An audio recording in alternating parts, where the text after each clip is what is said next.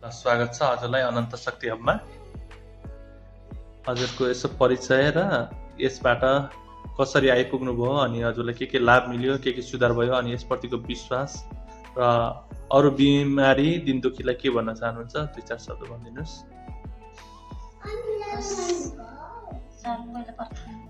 हजुरलाई नमस्कार।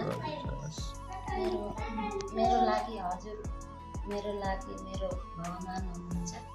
मेरो लागि मलाई बाँच्नको बदा परेर होला हजुरसित भेट गराइदिने, जुटाइदिने मेरो माइली छोरी र मेरो भान्जी सुमित्राले मलाई भेट गराएर मैले कहाँ गएर पनि कति खर्च गरेर म ठिक नभएर हजुरसित जुटाइदिएको मेरो माइली छोरी समिता गुरुङ, मेरो भान्जी सुमित्रा गुरुङले मलाई भेट गराइदिएर हजुरलाई मैले मेरो भगवान भनेर बन्नुभयो। बनेर मेरो शरीरमा के थियो, मेरो कक्रा कुकुर झन्किने सुन्ने, मेरो आँखै नदेख्ने कानै नसुन्ने भएर मेरो यिनी शरीरहरू सुन्नेर पुरै म भर्खरै मर्छु के अरे भन् जस्तो थिएँ।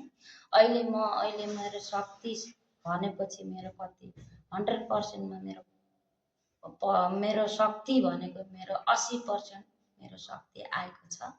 मलाई सन्चो भएको छ हजुरसित। हजुरको नाम लिउँदा पनि मलाई सन्चो हुन्छ, सन्चो भएको छ भनेपछि सर मेरो यही हो।